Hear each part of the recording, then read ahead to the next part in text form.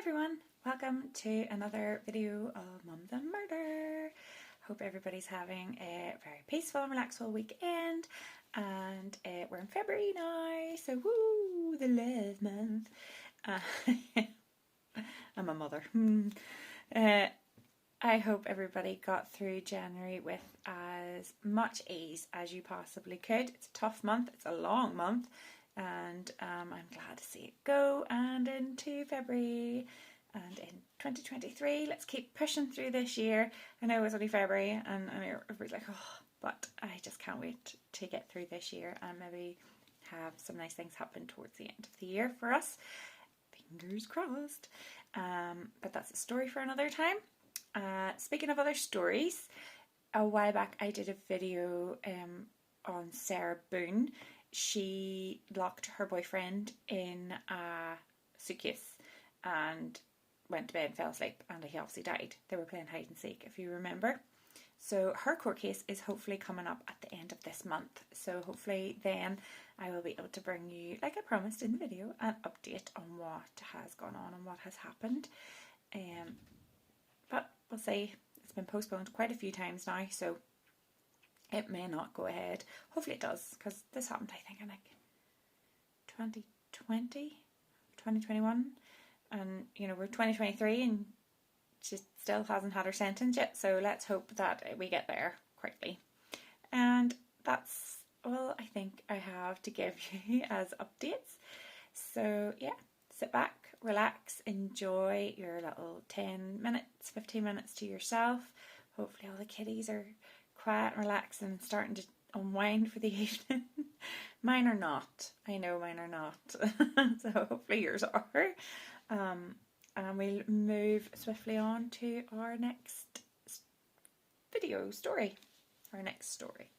So this story is about Jack Unterweger. Yes, I know, every video there's a name I can't pronounce. We're just going to have to move on from it. Anyway, Jack was born, I'm just going to call him Jack, was born in 1950 in August. He was born to a mother who was a barmaid, a waitress, and a lady of the night, maybe we'll just call her. She was a prostitute. And his dad, who was an American soldier. And they met in Italy, had a little thing, and then I think his dad went back to America and his mum had him.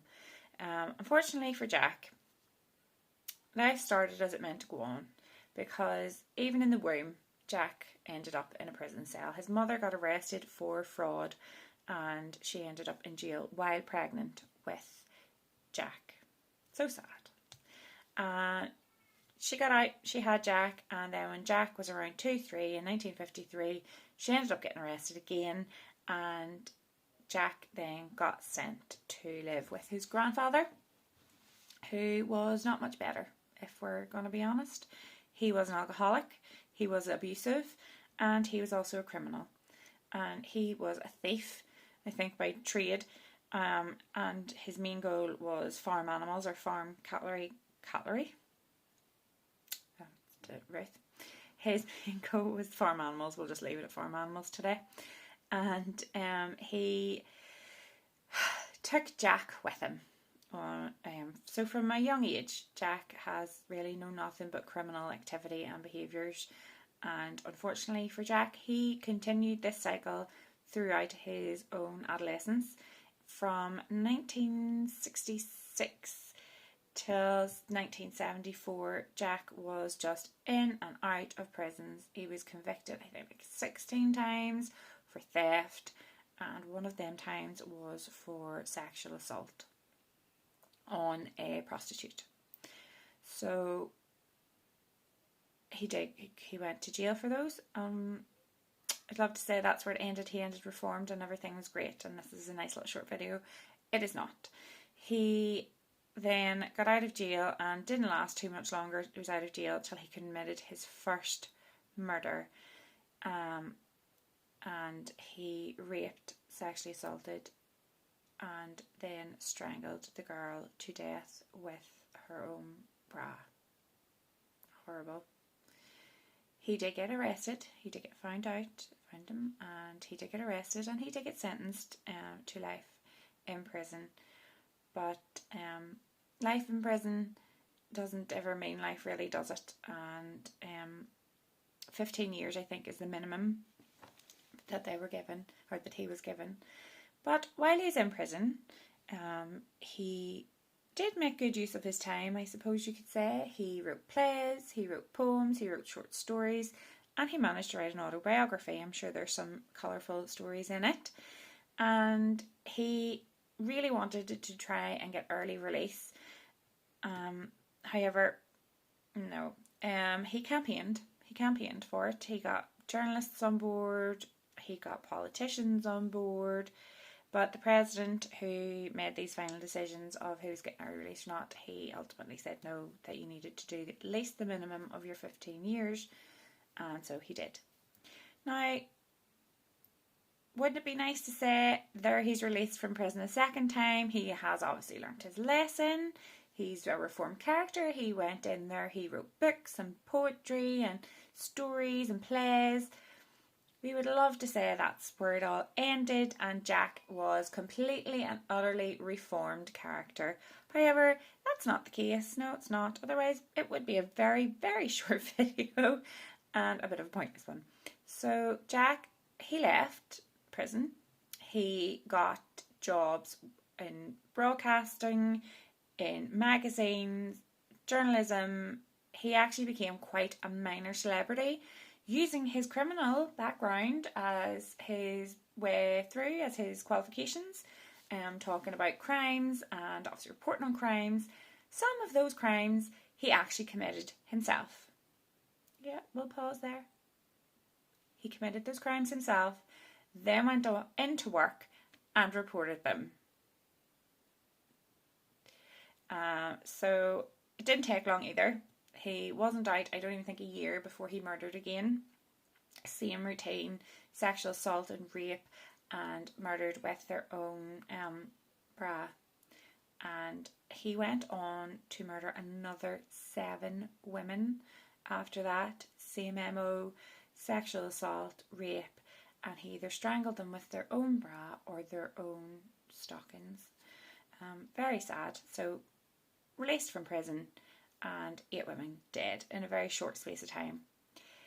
However, Jack's personal career life was flying high at this point, and he landed a great job, and he was given a job where he had to go and compare the criminal reform system in the US compared to the European system.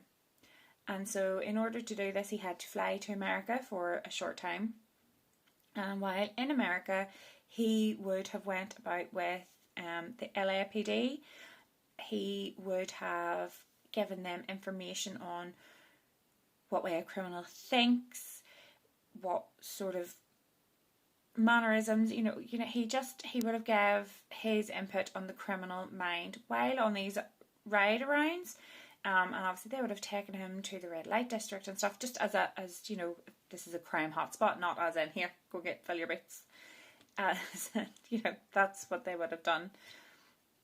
Unfortunately then, Jack, he ended up murdering 2 other women while in America. They were looking for this murderer. So he came back home, obviously to do his job and whatever else.